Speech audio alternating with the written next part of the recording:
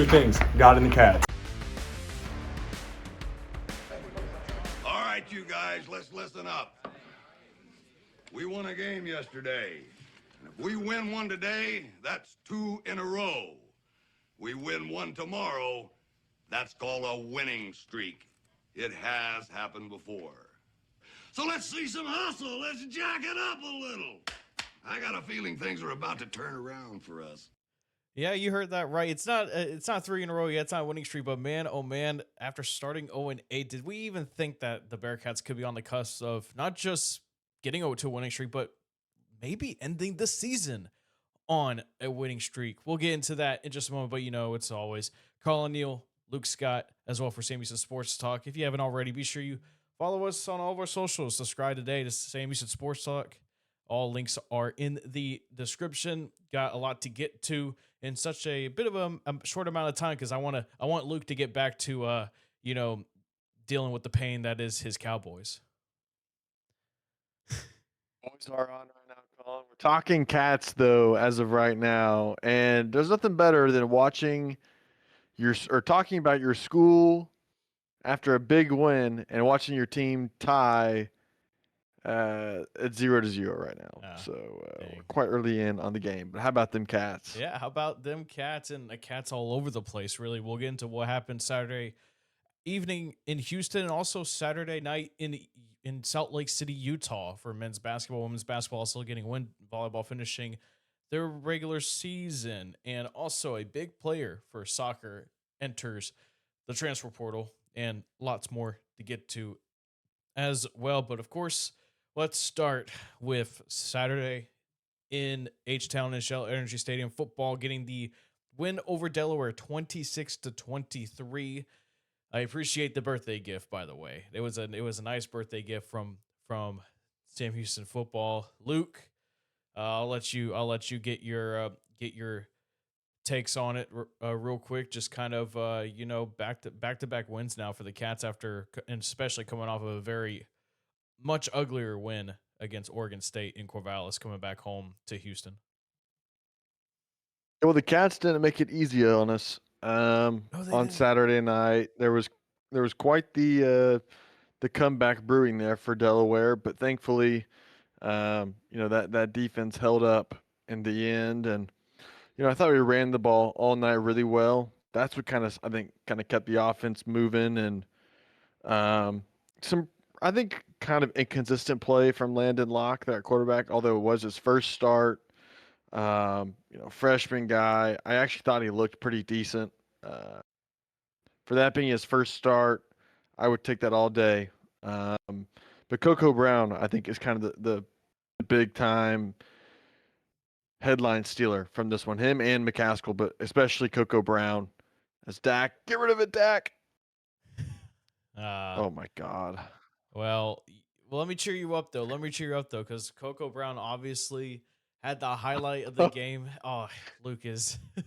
It was a strip sack. Okay, focus. Let's positive. Anyways, Coco positive. Brown. Coco Brown ran the ball extremely well. Yeah. Alton McCaskill, both of them hurdling people, jumping over everyone, scoring touchdowns. Colin, just the two of them ran the ball, I think, extremely well together, and I thought the receivers actually did a pretty decent job. It felt like when we needed a big catch or a big play, we were able to get one, especially there in the second and third quarter from the team, because that's where we kind of did most of our damage. And, at the end of the game, the defense kind of held on. It wasn't pretty at the end. I mean, it was a 3-point ball game for, the last couple minutes, and found a way to win it, once again. And I think you got to give some credit to Coach Longo here, the team showing some growth from, early in the year. And, at this kind of spot, they weren't winning this game, and maybe because it's Delaware and it's their first year of FBS, but you got to give credit to this team of finding a way to win a tough one in conference. Well, hey, listen, Delaware is one of the best offenses in the Conference USA. They're number one in total yards per game coming into this one. Nick Minicucci is a pretty decent quarterback. Ryan Carty as well. We know what his offense can do. Honestly, the running game was getting going there for a little bit for Delaware, and then Sam Houston was able to shut it down there. But I wanted to go back to Coco Brown, Luke, because he had the play of the night. Should have been SC top 10 in my opinion. The hurdle touchdown, 62 yards, hurtling over two blue hens, and this is Coco Brown on his. I like this answer on his hurdle touchdown. Yes. Okay. So that wasn't my first hurdle. It was actually last week against Oregon State. That was my first hurdle, but I seen the crease, and I put all my faith in God. I jumped. It was green grass after that. I had to make it to where I needed to go, you know. It was amazing. Felt amazing. He put all his faith in God, Luke, and it worked out. He's emphasis on green grass. Yeah.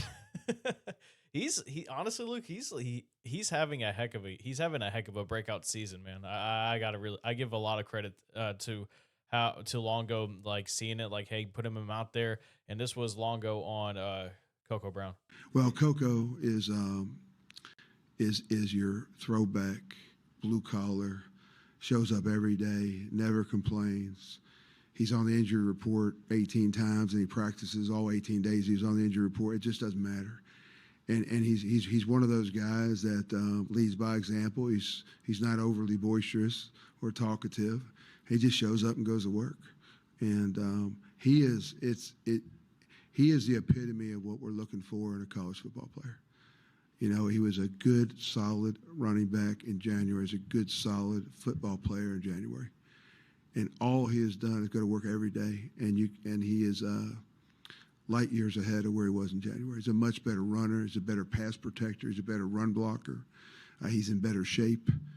He catches the ball better out of the backfield. And so that is all a product of the last 10 months he's put, you know, into this thing. And that's what we want all our players to aspire to is the way he works and the way he operates. And so I don't think you've seen the last big play out of Coco Brown.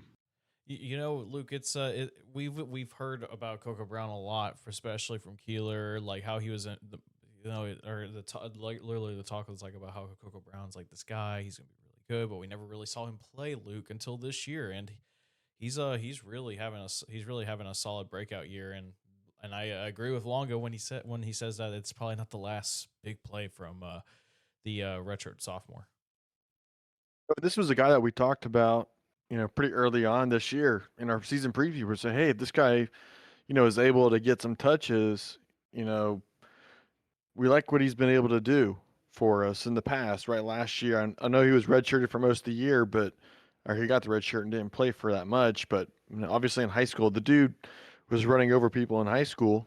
And we thought, hey, if this guy could just get a shot, you know, we think he can do something. And he's proven it. He's proven us right, Colin. So, oh yeah. Shout out us, but shout out Coco Brown. Yeah, and the guy right beside him, of course, on the offense. You know, of course. By the way, Coco Brown, 10 carries, 109 yards, 2 touchdowns.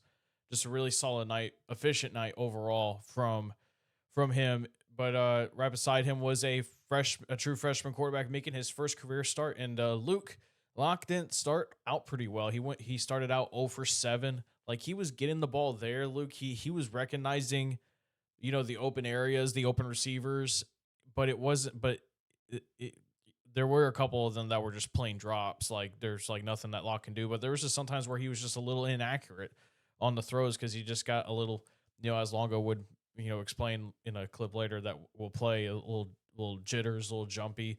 I asked Locke on settling in, and Longo talked about his performance as well. I just got to do a better job of, you know, settling in quicker, you know, slowing down my feet, just trusting what I'm seeing, and, you know, hanging in there, delivering the ball the way I know I can. You're not always going to have your best stuff, and, you know, that's okay. We found a good job. We found a way to get the win. Defense did a heck of a job tonight, and offensive line, I mean, they picked me up in every way they needed to, and I thought it was a really good win. Starting as a quarterback is a whole different ball game than coming off the bench. And, you know, there was a 6th man in basketball that used to say, I don't ever want to start, and he was really, really good. and he just felt like he performed better coming off and helping. And I think that's an easier role in learning how to start the game and commandeer the offense and make all the decisions. And, when you first start, it's what are you going to get, 70, 80 plays in a ball game? It's hard as a human being in any walk of life, I say this all the time, to make 60, 70, 80 really, really good decisions. And that's what is expected of a quarterback. And then tonight I thought, Lando was a little geeked up tonight, so he had the adrenaline rolling and the feet were moving. And I just thought, he was throwing some bombs, and I wanted him to take a breath and settle down, throw accurate balls. You got to know your clientele sometimes and who you're throwing to. So he settled in as the game went on a little bit, and there was a thought of potentially making a change and bringing Mabry in if we couldn't move the offense, but he did a good job. What people don't see, they see the missed throws. What they don't see is the outstanding job he made from a decision-making standpoint in protections and in the run game, and that helped keep some of the drives alive. And I think he did enough. I feel like I said that about the offense last week. We did enough, but was a good total team win tonight, and I'm happy for them. And I think Landon will get better as we continue to move forward. One thing that he mentioned there, Luke, and I was wondering if this was a part of the Longo offense where he gives players control of, especially the quarterback, when it comes to the protections.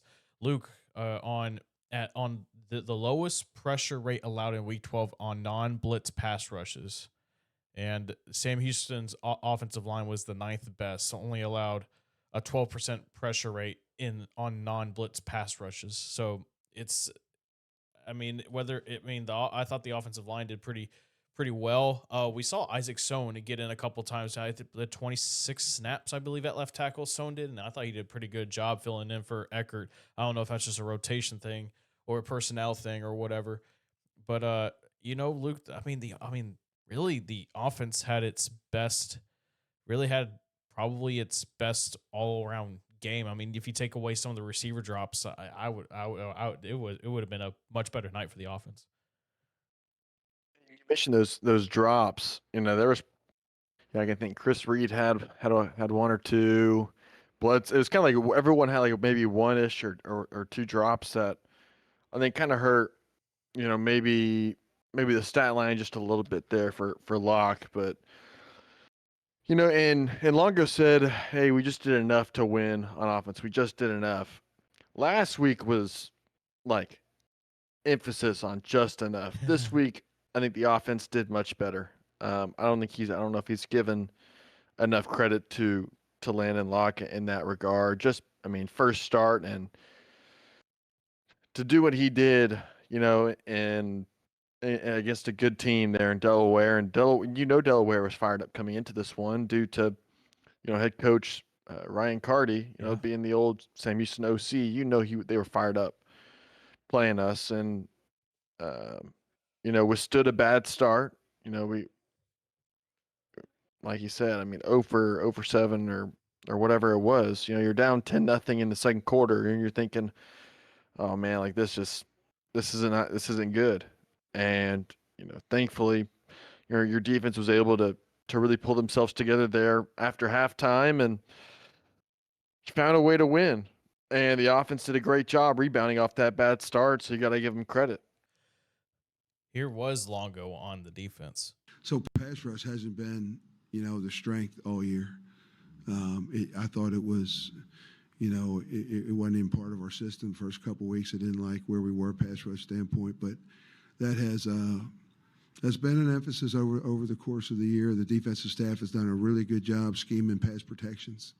I think we're doing a good job mixing things up and calling the pressures at the right time. And the truth though is beyond the play calling on either side of the ball, our guys are learning to execute. Our guys are in better shape. Our guys are I think we're trying to finish a little bit differently than we had in the past. And I thought we turned the corner on the edge, in pass rush with the DNs and the edge rushers a little bit better than we had in the past, and that allowed us to try to, get a turn on the offensive lineman's hip and flatten out and get to the QB. And I really love some of the effort. We worked hard and tracked down that quarterback a number of times, and so there were some earned sacks tonight.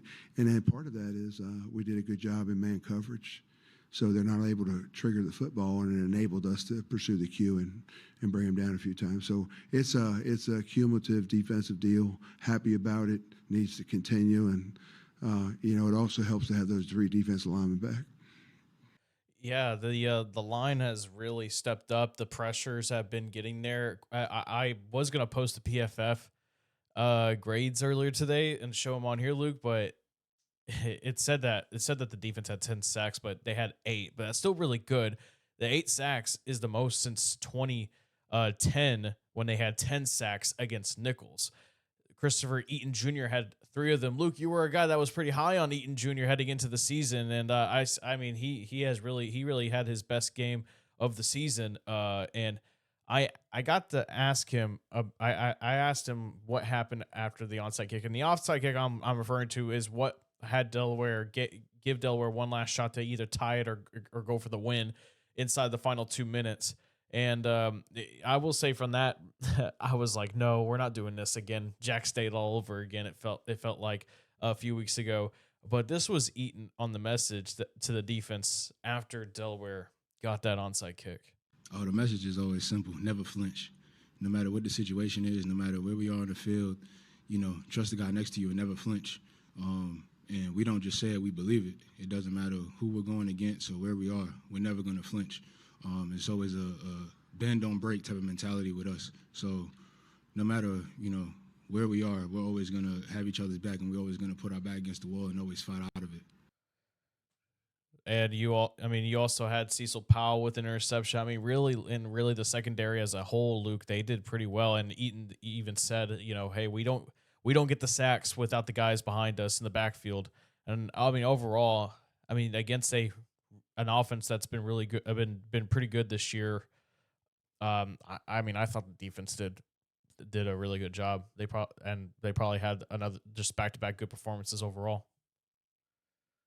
They did, and Christopher Eaton, we've seen glimpses of him throughout the year. We've seen like a flash or two, but we haven't seen anything like this. Not like this Delaware game. And to be honest, I think his stat line doesn't show enough of kind of what he was able to do for us. 3 sacks and 5 total tackles. I think he had. It felt like he was everywhere. I thought on the back end, I thought Iman Allen played fantastic. Tyler Bailey played a great game. Both of those guys, I think, really stepped it up in coverage. And we've talked about like this team and the tackling woes that have kind of settled in at times. And I think tackling wise, this might have been the best that we've seen all year, I want to say, Colin. I would agree. I just don't. I think from like a complete game aspect, I think that's what I would. That's kind of where I'm getting at. I don't think we've seen this team tackle as well as we have all year, from the first snap to the last. And so, got to give credit to the entire staff and the entire crew with that, because that's tough, man. That's tough when you're just going through that type of situation and you're overthinking all the time. And you're missing tackles, and it's just not going your way. They found something there, and they were able to do it. And Antavius Fish, we've kind of talked about his lackluster play at times this year. I think he also stepped up and had a great game too. So you got to give a complete thumbs up to the defense and stepping up, especially in that second half when it started to get a little fishy. They took care of business. I see what you did there. And you got to give credit to them at this point too. When you're down 10-0 and they have the ball, right, and they can make it a 3-score game. I mean, in minutes, right? And then you're going into halftime theoretically, down 3 scores. They were able to stop that. So, heck of an effort.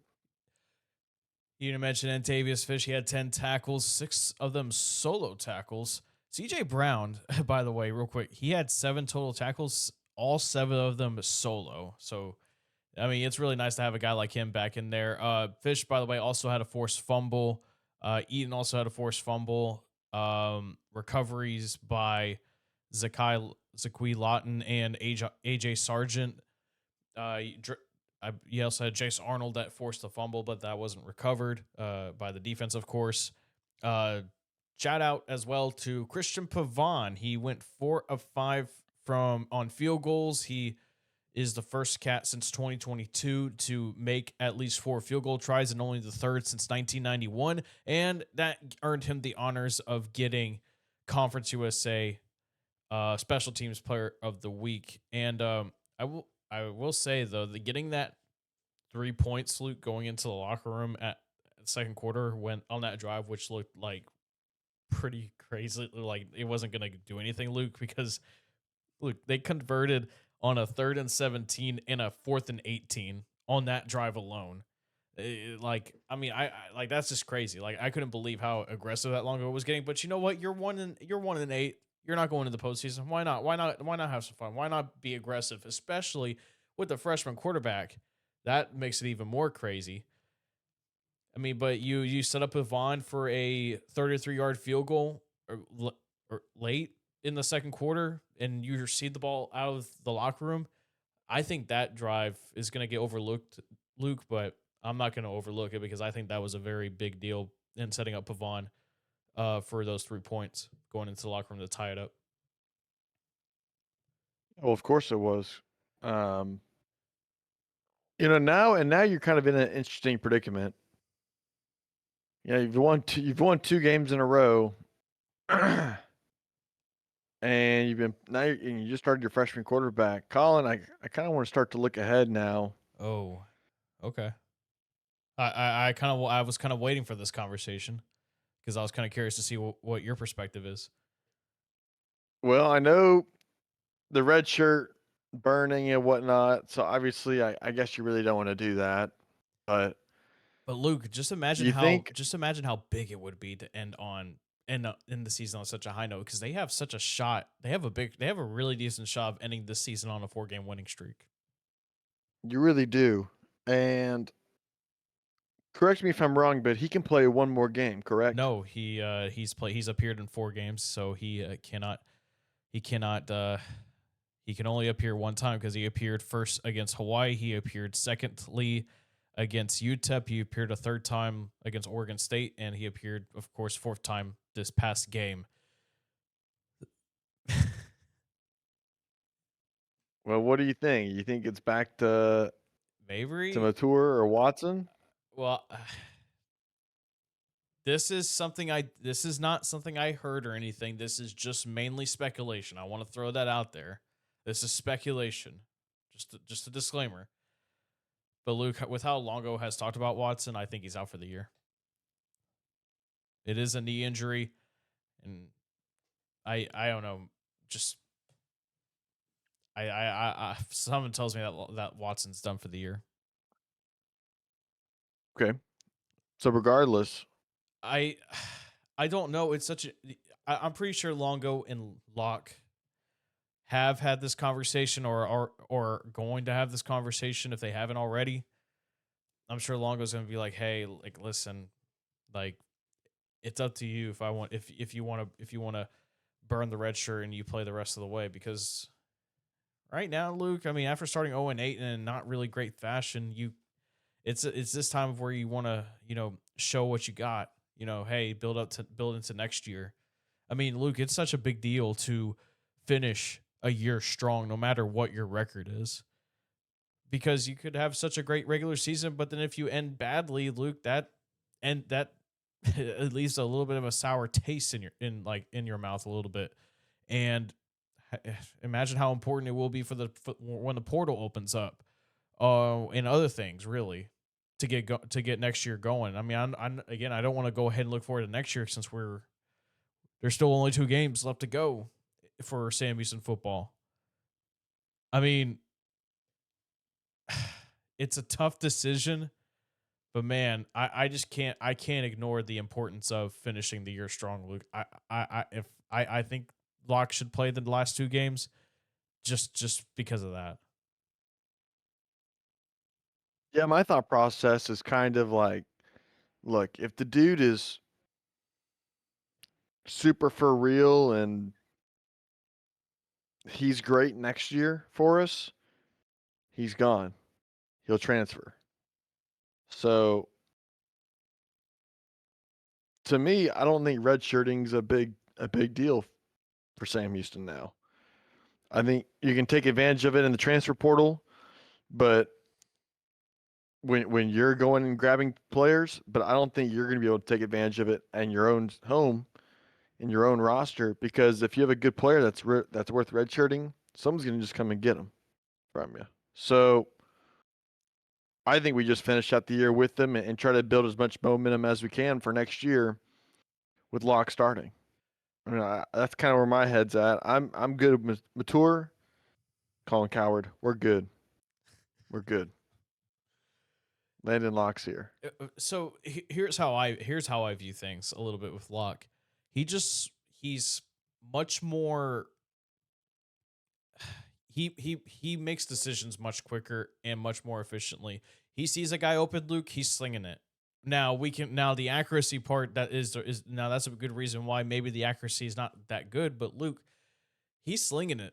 He's just slinging it like, hey, I find the open space, my receiver's in there, boom, I'm throwing it. That's how Longo's offense and really the air raid part of his offense works. As a decision. Are we really saying that Mature is that accurate though? No, I'm saying I'm not. No, I'm getting. I'm not. No. I'm not. I'm not talking about Matoya right now. You already know my feelings on Matoya because you understand. You'll understand where I'm going with this. But anyway, Locke's decision making is much better. It's quicker because in Longo's offense, you need to find the solution very quickly. Of course, with any quarterback, you need to make a decision quickly when you're throwing the football. You also in Longo's offense, you need to be a bit of a mobile quarterback, and that is what Locke is. He's mobile. He ran up for a first down on 3rd and long. He has some sneaky movement, and he can move around the pocket. Whereas in Matoya's case, he's a statue in the pocket and takes a long time, Luke, to make a decision. And I refer back to that touchdown that got called off for an illegal man downfield last week against Oregon State. I mean, Grady O'Neal and Chris Reed were both wide open for a long time in football sense, but Matoya took a long time to make a decision to throw. Like, that's where Matoya's problems lie within, is that he cannot make a decision fast enough. Where in Locke's case, he can. And in my opinion, his footwork is very good. I love how Locke's footwork is. It's much better. It allows him to stay on his toes, where Mabry stands in the pocket, and Mabry probably has a much better arm than Locke, probably. But this is a case where I take Locke 9 times out of 10 over Mabry. And I'm not trying to be disrespectful or anything. That's just how I see it from a football perspective. Bring different aspects to the game, like you said, and Locke will scramble a little bit, use his legs. He's able to kind of climb and get out of the pocket, whereas Mature is not going to run past the line of scrimmage very often. And so I think you gain some variability on offensive, like on play calling wise. You're able to call some different things there and make the defense think about a little bit more than just your guy standing in the pocket. But also, like, in this offense, this offense, what Longo wants to do, it's all about timing, it's quickness, it's getting the ball out into a hurry to your playmakers, and keeping the defense on their heels. I mean, it's go, go, go, go, go. That's what they want to do. And just from the look of it, Colin, I think Locke just has a little bit more confidence, like, in the play calling and himself in this type of offense rather than Mature. He just looks a little bit more calm and more present just with himself in there. And so I think you got to respect that from Landon Locke, and you got to roll with it. And like you said, it's not really a shot to Mature, but You said 9 times out of 10, Colin. I'll say I'll go 10 out of 10. And you mentioned, and I mean, look at how much better the offense did. Really, look how much better the offense looked, and like just Locke. Honestly, one thing that I just absolutely love is his anticipation skills. He is really good at anticipating where his receivers are going. Like it is something I noticed early on when he was coming off a bench, and now in the start I saw things on full display, which I'll probably break down in a film breakdown video that might come this week. Let's see how busy I get, and there's one last thing. There's a couple more things I want to play, but I'll play this one real quick. This was Locke and Coco Brown on the growth of the offense, especially with how it's been this year. I think we've done a better job of just playing as more of like a complete offense. You know, I feel like early on, you know, we didn't do a great job of like all 11 guys got to know their job and know what they're doing and go execute. We didn't do a good job early on of, you know, finishing drives or just whatever little problem we had each game. And I feel like we've done a better job these past 2 weeks. You know, all 11 guys, you know, doing their job. We've had our slip ups. We need to be better, and it'll get better. I have no doubt in that. But I think these past 2 weeks we've gotten a little bit better, and you know, just 11 guys doing their job, playing a play out, and that's what is important. Yeah, I could build on that and say like us just playing for one another. Like if we all do our job, our offense can go way above levels that we haven't seen, you know. And I feel like if we could just play for one another and continue to do that throughout all these weeks of practice that we have, we'll continue to grow. So you got guys that are bought into the vision, and you know what? This is what wins do, Luke. I was talking to some people, and you know what these wins do late in the season. It brings more confidence back. It lets people know like, oh, what we're doing is actually working. Like there's something to it. Like especially heading into next year with all the circumstances around the season, it's good to see that the offense is growing. Albeit there's still some things that are still need to be worked on, especially inside 20 yards inside the red zone. That's something that they still need to work on. They missed an opportunity late in that third quarter, I believe, if I remember correctly. But yeah, it's I just don't know. This offense just feels a lot different under Locke, and going back to it, I just wouldn't be surprised if we see him start these last 2 games. And yeah. You can also see the confidence on this team just start to brew a little bit. You know, I think, you know, it's crazy when you see like the post game, you'll see pictures and stuff, and the team's actually smiling, and it's like, holy cow! Like, and throughout the game, like there's people smiling. You know, that's done a lot for this team. Just getting a win, I think, in the belt, and able to build upon that one, and then to be able to play so well against Delaware. You know, you gotta like where this team is going, Colin. If you know, of all the guys we've talked about all year, who's been kind of the um maybe your favorite player to watch from this season, like the growth from the first part of the season all the way to now? I feel like the answer is easy with Coco Brown, but there's a guy I've been very keen on watching just to see how he improves every week. It's got to be Chris Reed, man.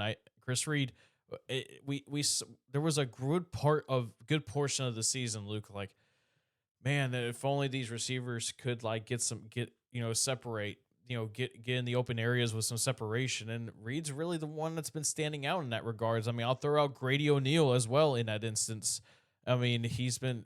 I mean, there's still a lot of improvement that he needs to make because this is his first time getting some regular playing time in the receiving part of the game. But man, I'm really enjoying seeing Chris Reed. Like, he dropped a couple of passes. It is what it is. That's going to come. That happens to any good receiver in the history of football, is that they're going to drop some easy ones and they're going to have some, maybe a little bit of yips in that. I'm really impressed with seeing what I've seen out of Chris Reed defensively. It was Jameer Diaz until he went down with the injury, but I've been really I really love seeing the development of a guy like Dean Ford. He's been pretty impressive as well, in my opinion. I like your Chris Reed pick. Because we thought this receiver room was going to be so deep, and we were going to have a lot of weapons, come into this year, and those guys that we kind of talked about, didn't really come to fruition. But Chris Reed has kind of been the only guy, I think, really the past 5-6 games where it feels like the target share is really there for him. When he gets the ball, there's some real explosiveness, when he gets it. So I love that pick. I hate to copy you, but I think I gotta roll with that pick. What about defensively? I mean, you got some good I think options. Iman Allen still. Yeah, Iman's been fantastic this year.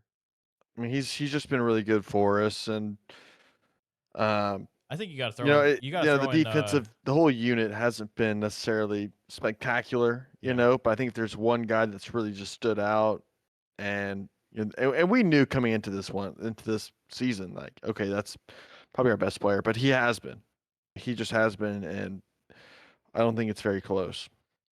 And I love, and one thing I like what I see out of this defense is like, hey, like it's not been pretty good this year.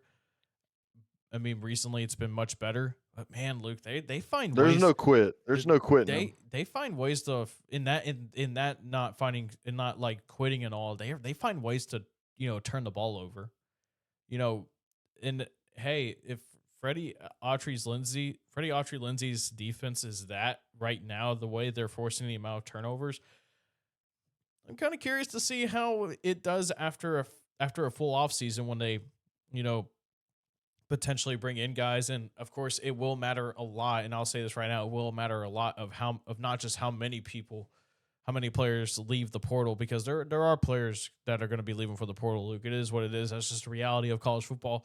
But who stays? Because Luke, you need certain guys that need to stay. So that way, like, hey, so when new guys come in, like, hey, listen, I was learning on his defense for a year.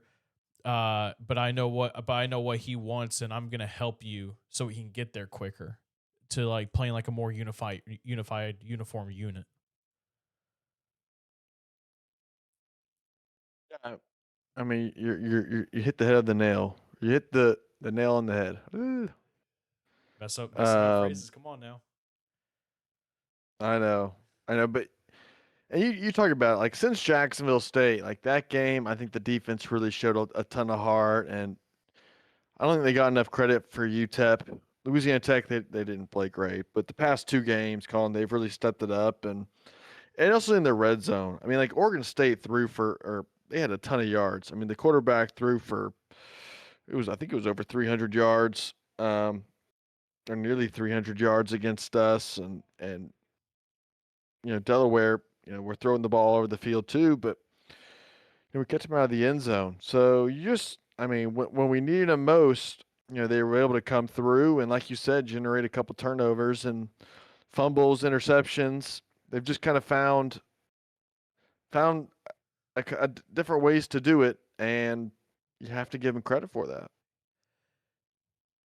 Yeah, and we'll see. We'll see. Of course, we still got two more games to go. I'll leave this game the rest on this one, Luke. This is, of course, the first time that Sam Houston has won in Shell Energy Stadium this year. Of course, with the renovations going on at Bauer Stadium in Huntsville, Longo was kind of asked about getting the first home win, to say the least. And I like this answer. Oh, man, I'm not supposed to say that. It doesn't feel like a home win. I'll take the win, period. I don't know where it is. Neutral, home, away, doesn't matter. My first home win in my mind is going to be in Huntsville next year. But right now, none of that makes a difference to me. This is we're going through a process. We're building a program. We're laying the blueprint. The guys are still bought in. They stayed with us first 2/3 of the season. It's paying some dividends now. We still have a lot of work to do. Now we got to get ready for Middle Tennessee in another away game. And that I'm more enjoying the fact that we are reaping some benefits from the overall perseverance all year, sticking to this process. And so I'm gonna get on the bus here and pull up Middle Tennessee and get going on game 11. Yes, I personally love this parlay. No, this isn't a He's right. this isn't a home win. The first one will be in Huntsville. The first home win will be when it's in Huntsville, Texas. I think a lot of people were like, yeah, you're right. Oh, was it as empty as it looked on TV? Truthfully, yeah. There were a lot. Hey, listen. If there are any Delaware fans listening, man, y'all travel. I'll give y'all credit. Y'all travel really well. I thought the mascot was pretty cool too. But yeah, Luke, I just What do you can't. think about them helmets? I thought they looked pretty cool. I think the uniforms look cool. You like them? Speaking of uniforms, we do have. This means, by the way, we have to keep the grays. You know that, right?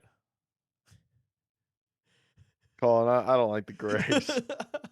We have to keep them though. I said Those things look like it looks like a practice jersey, Colin. I said to a couple people like, hey, listen, the grays are not bad.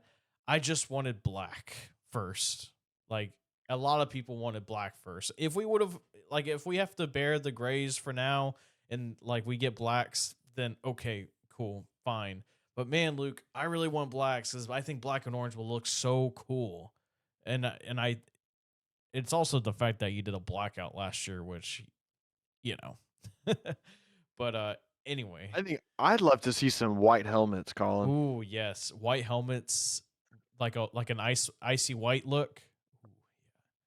Dude, something because I just think like the white with like the orange, the Bearcat script. I think that could look so cool with the stripes down the middle. I think that could look really nice, but Beggars can't be choosers. I won't. I'd rather just win the football game, to be honest. I really don't care what we wear.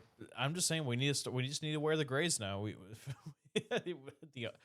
Our two of our best games overall in general have been in grays. So I don't know, just a thought, just a random thought, but yeah. All right. That does it for the football talk. There's a lot more we can get to, but I really want to get to the other parts of Bearcat athletics. Let's talk some basketball. Sam Houston went up to Utah, put on a decent performance, and the Sam Houston women's basketball went to Arkansas Pine Bluff and put on a historic performance. We'll talk about that and much more next. We'll also get to some other sports in this segment, and we'll wrap things up as well when we get back here on Sam Houston Sports Talk. Keep it right here. All right, everyone, welcome back to Sam Houston Sports Talk. Luke, Scott, Colin, Neil. Let's go ahead and take a look at other things that went on around Sam Houston athletics. First off, real quick, before we get to basketball, we'll say for soccer, this happened today. Indigo Sims, a sophomore forward, announced that she was entering the transfer portal, which starts tomorrow for Sam Houston soccer, or it is tomorrow. No, I think it's actually today, rather, I should say. But either way, Indigo Sims entering the transfer portal. 3 goals, 2 assists in 15 matches this year. Luke, probably one of the more all around best players and development. She could be something developmental wise, like if that can go well for her in that phase. But Luke, either way, a big loss for Coach Ayers and women's soccer. Obviously disappointed when a player leaves. But it's just kind of one of those things that you're at Sam Houston, and that's just kind of what you're gonna have to deal with. And so you're gonna need to find her replacement, and that's all you can really do. Obviously, she created some big time goals for us and helped us win games. But on to the next one. Yeah, that's all you can really say. Heading on over to women's basketball. They're currently in action right now. They're just kicking the absolute crap out of Prairie View A&M right now. Of course, pretty much expected how it's supposed to go. Yeah, but beforehand, back on November 12th, they got the win against Arkansas Pine Bluff up in Pine Bluff, Arkansas. Of course, 78-44, scoring 21 points in the first quarter, 24 in the fourth quarter. Coach Justice getting her 100th win as Sam Houston head coach. She's third all time, the third head coach to get to 100 wins in Sam Houston women's basketball program history. Fonta Kone with the monster game. She had 8 steals, career high for her, 17 points. Inman had 20 points, 6 rebounds, 4 assists. Whitney Dunn had 12 points.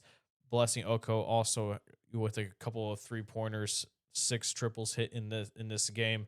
Of course, you want to. That's of course what you expect them to do. Doing it on the road makes it a little bit more impressive. 34-point win, and right now, like I said, they are taking care of business against Prairie View right now. As I'm pulling up the score, as this loads, Luke, just kind of what you expect, what you're supposed to do. The offensive wise, they need to be better. Of course, we know what the defense is going to do. 70-38 now in the fourth quarter with a little over 7 minutes to go in the game that's going on right now, Luke. But just kind of your thoughts so far. Yeah, obviously, I mean, it's a good bounce back win going up against a ranked TCU team, and you bounce back against Pine Bluff. And Pine Bluff, we're not saying that Arkansas Pine Bluff is one of the great powers there in the SWAC conference. They're kind of at the bottom of the barrel, and kind of so is Prairie View. But it is good just to see the team bounce back and win a game after kind of a tough showing there against TCU. Like you said, Fontacone, Colin, 18 points, all over the place defensively, passing the ball really well. The team shared the ball really well, and we shot the ball pretty decent from deep, 6 for 20. So, not the worst showing that we've seen this team have ever in the past few years, but shooting wise. So I'll gladly take that win. I think it's a win you were supposed to win, and you're able to convert. Yeah, I think what this key is. There was a game you're supposed to win. That's yeah, what I was trying to say. I think the key is for this women's basketball team is how they can do offensively and what they're going to be able to do against conference competition. You still got Prairie View. I mean, you got Prairie View A&M going on right now, but they're all obviously going to go ahead and get the win in there. But they welcome a Sunbelt school, ULM, on Thursday, November 20th, and they take on a North American, another non-D1 school. Then they go on a 2-game road stretch against Rice, Alabama, come back home. You welcome SMU, Northern Colorado, and Dallas before you start Conference USA play. The one big game I'm looking at outside of obviously the big ones, Alabama, SMU, I'm more looking towards that Rice game because Luke, Rice is one of the premier American women's basketball programs. They won the conference championship, they've been to the conference championship 2 years in a row now. The Owls have. I just wonder what they do. I mean, I'm not trying to disrespect SWAC or anything or whatever, but Luke, these are games where you're expected to put up these kind of performances. I wonder what happens when you go up against better competition like a ULM, like a Rice, like an SMU in Alabama. I don't know. Does that seem like a fair statement? Well, I think for this team, it's all about generating. What are you going to do off the turnovers? If you play defense the way Coach Justice wants them to play defense, they're going to be turning the people over and really, playing super aggressive on that side of the ball. And what you're going to do and generate off those turnovers, that's what killed Arkansas Pine Bluff, was all those turnovers and what Sam Houston was able to do because of the turnovers. And I think if you're able to get out and transition against Rice and ULM, I think you have a shot. But if you're not able to really cause havoc defensively, I think the outcome is pretty limited for this team. We'll see what happens. Once again, they face off against ULM on Thursday, November 20th, and I'll do it for the action for them this week. Men's basketball, we're in Salt Lake City, Luke. They took a loss 85-79. It was a very close game. They scored 49 points in the second half. They were down by 7 at halftime. The Bearcats had an opportunity to tie it, Luke, just unfortunately couldn't put it down. I wasn't able to watch the game. Of course, I was in Shell Energy Stadium, watching Bearcats football go up against Delaware. But Luke, you told me though before we start recording that you have thoughts on the performance, and I'll let you have the floor. I think Sam Houston will win the game. I thought Sam Houston was going to go out to Utah once again, like we had before a few years ago, and take them down. And Colin, there was a point where we were down 20 in the second half, and I thought, oh, it's just gotten away from us. And Sam Houston found a way and clawed back into it being a, I think it was a 2 or 3 point game. They're pretty late into the second half and just fell a little short of winning that one. And I think if we just shot, we just didn't shoot the ball very well throughout majority of that game, Colin. And Utah played, I think, some pretty tough defense to start with, but in the second half, Sam Houston really got cooking and was able to convert and get to the free throw line. And it was just like when they needed that one big basket, Colin, they just couldn't make it. And but the team is athletic, dude. This team wants to run and just keep running. That's just what they want to do and play. Like the team I think enjoys just want to make it a basically a track meet, Colin. Jacoby Coleman was off the bench. He was phenomenal. He was kind of like the microwave for this team and really played well. Cashy Nat I think he had 4 or 5 steals, Colin. He was all over the place. And I thought Isaiah Manning played very well too. But the starters, Colin, did not shoot the ball that well from deep. And this is a team that's going to live by the 3 and kind of die by the 3 at times. And Begg went 1 for 6. Po' Boy went 1 for 4. And Cashinat 0 for 2 from deep.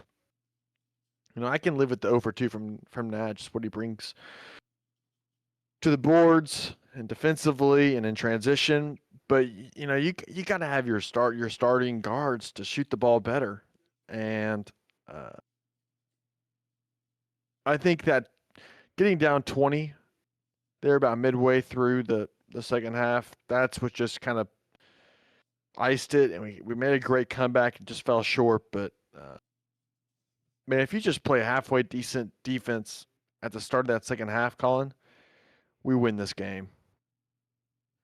You know what? I honestly, hey, shoulda, woulda, coulda. But hey, you went to two, you went to 2 tough places to play at Lubbock, at Salt Lake City. Utah looks really good. Utah looks pretty good this year. They got, especially under a first-year head coach, blanking on his name, and they also have a couple of good players on their side of the ball as well. I mean, Terrence Brown was a guy I was worried about, and man, 26 points from him. I mean, your perimeter defense was actually pretty solid. You held Utah to 9 of 27 from 3, held them to 43.3% shooting. But Luke, you mentioned the shooting, and it was a tale of 2 halves shooting wise for Sam Houston. They shot 36% from the floor in the first half, and they shot 50% from the floor in the second half. That included 6 of 14 from downtown. So it got cooking. But Luke, I think there's one thing that's for sure. That's in 3 games, albeit a small sample size. I want to see what your thought is on it. I think this is kind of going to be a second half team this year. They're a fun team though, Colin. Like I gotta say, like this team, they just, I mean, in every game we watch, the commentators are talking about, hey, this team is athletic. Like they just want to run, and they do, and they're big and strong. They're fast, Colin. And if we could just shoot the ball a little bit better, like you said, I mean, tale of 2 halves, and that's kind of basketball in itself. It's such a streaky game, in the college game. But I think the fouls have started to kind of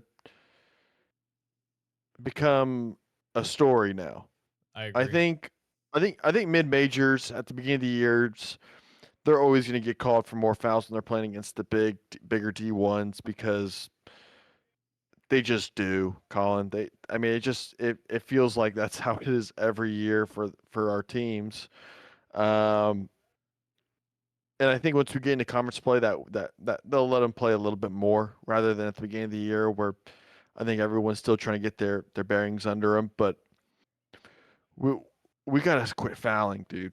I mean, the amount of free throws that we're giving up, Colin. I mean, we shot 13 free throws. Utah shot 30. You know, if they shoot half of those, you know, it's a different story. It's a different ball game. You know, and I could say the very same thing about Tech. I know we lost by 20 something, but I mean, it was the same exact thing. And I don't know if that's something that Coach Mudge is talking about. I'm sure he is to the team, but the fouls have just gotten a little out of hand, and I don't know. I mean, that I guess that's got to fall into coaching a little bit there, but and I think the whistle, like I said, will tighten up a bit, and they'll let them play, but I don't know. It's just kind of frustrating when you're seeing your team battle like that, and I think we played. I think we were the much better team that second half, regardless of the score, the 49-48 in the second half. I think Sam Houston was the much better team, you know, down the stretch, the last 10 minutes. But 13 free throws compared to 30, you just can't overcome that. Well, they will have quite a good opportunity to say the least, albeit it may not be, it may be a little bit of a tougher game than in previous when it comes to home game history, because they will welcome in the Mountain West Wyoming Cowboys on Wednesday. I'll be out at that game. I wonder how the crowd's going to be at that game, Luke, because I mean, honestly, with how they did against Tech and Utah, I'm pretty sure like people are like, you know what, this team might be something this year, and probably. I mean, if they would have won one of those games, it would have gotten a little bit more hype. But I think I'm really eager and keen to see what the attendance is that night. Some recruiting notes for basketball from both sides. They got some. They signed a few players. Some players were signed. First off, women's basketball. They signed a 6'4" guard or forward in this case. Out of Houston. I'm trying to scroll down so I can find it. I don't know if they. Oh wait, that probably got deleted or whatever. But either way, they were able to get a signee. I'll get that in a second. But for men's basketball, Luke, they were able to get a couple of nice, solid players. First off, 4-star Rylan Kelly. I don't know for sure if he's the first 4-star, as Luke goes crazy for Dak probably, or the Cowboys defense. But go ahead. You wanted to. Oh, okay. No, the Cowboys just picked off Geno Smith. Anyway, Rylan Kelly signs 4-star guard. Like I said, for again, I don't know if this is the first 4-star recruit, but it is the highest ranked recruit that the Bearcats have signed in quite some time. According to Coach Muzz, Ryland is a very high ceiling and has a very high ceiling and an opportunity to play early because of his athleticism and motor. He'll be coming in from Southeastern Preparatory Academy, which is number 3 according to ESPN when it comes to top schools in the nation. He had a ton more of D1 offers. This seems like it was a player that was driven to be recruited by Jake White, one of the assistant coaches, as Jake White says that Ryland is a very intelligent basketball player that has played hard every time I've watched him play. So a good pickup for the Bearcats. And then they were also went back up I-45, Luke. They signed another guy from Dynamic Prep. This time it's a wing, 6'7", in Xavier Roberson, however you pronounce it.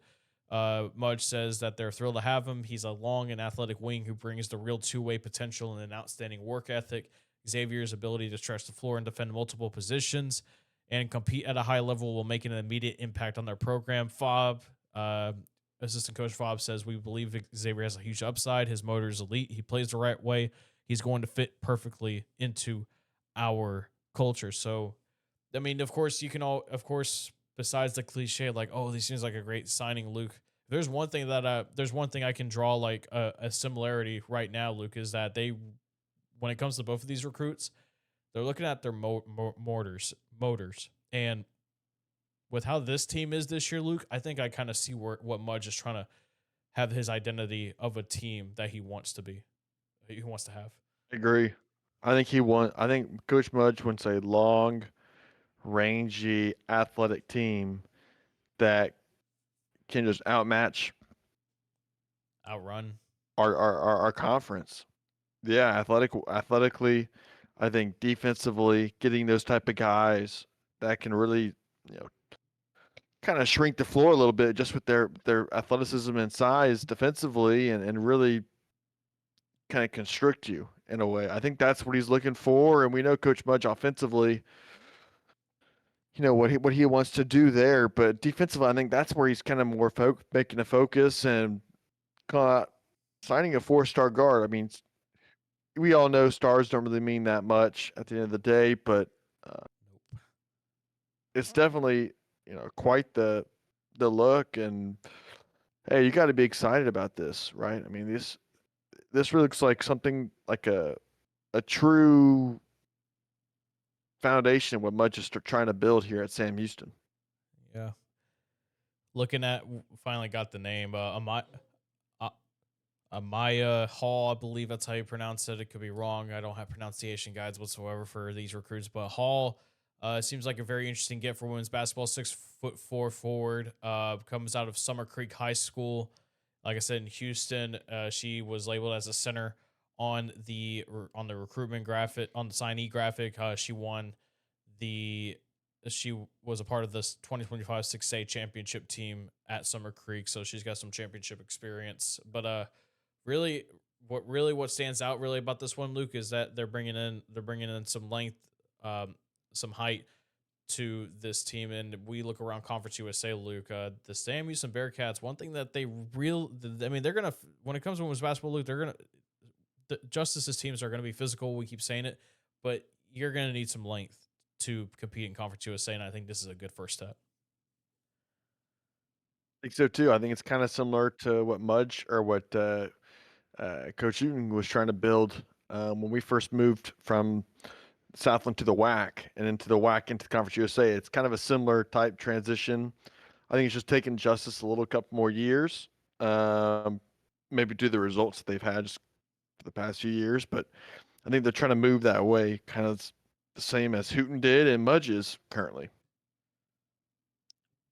Yeah, it's going to take some time. We'll see how they do this year for both sides, really. More recruiting news. Softball adds a couple. Thomas Marigny. I don't have pronunciation guys whatsoever, so apologies if I mispronounce. But either way, Thomas. Oh, and it doesn't matter, dude. It doesn't matter really. Atascocita High School until they come here. Atascocita High School, they an outfielder. Then they bring in a right-handed pitcher, Noah Hegeman. She comes in from Wentzville, Missouri. That was a very interesting one to see, to get a high school recruit outside the state of Texas. And then they bring in Kaylee Chapman, Conroe High School outfielder. So that's a couple of them for softball. And baseball had a lot more. And I want to really talk about softball and baseball a lot more later on, but we are running way over on this podcast, Luke. There's a lot going on in Sam Houston athletics, but right now it's a good time because football is winning, basketball, and really both basketball teams are doing pretty well. Oh yeah, that's right. That's what I forgot. Sam Houston volleyball also finished off their regular season at Delaware, taking 1 out of 2, taking the final game of the year. But like I said, they unfortunately won't get to be going to the Conference USA tournament due to just not getting enough wins. But Chloe Munson winning Freshman of the Week, I wouldn't be surprised if she won Freshman of the Year. And Christopher Vaughn getting Special Conference USA Special Teams Player of the Week. Like I said, and Fonsa Kone also getting Women's Basketball Player of the Week. But yeah, that really sums up this week in Sam Houston Athletics. Luke, just any final thoughts before we get on out of here? I mean, really just like the best week we've had, and I think the best stretch of weeks we've had in quite some time. Just kind of with the results and what the Cats have really played like. Just super super uplifting, and you're starting to see some smiles on the Bearcats' faces, which is always good. Believe we have a final score now. Well, almost about to be final score, but Sam Houston women's basketball going to be taking at least a 30-point victory over Prairie View A&M, holding them to under 50 points tonight. So it's another win for women's basketball. Now we'll do it for another episode of Sam Houston Sports Talk Podcast. Pod 78 is a wrap. So Colin Neal, Luke Scott, and as always, guys, if you haven't already, be sure you subscribe to Sam Houston Sports Talk, and just bear with me, especially on things that are getting put out. I'm going to be very busy, but I'm going to try my best to get all this content out for y'all. So, but hey, there's no sleep when it comes to covering Sam Houston, because that is, of course, my decision, because I signed up for this, and Luca is just happily decided to join me on this. Tagging along with you. Tagging along. All right, well, that'll do it for us. As always, guys, eat 'em up, cats. And two things: have a great rest of your week, and be on the lookout for Middle Tennessee preview pod sometime before Friday. Cats.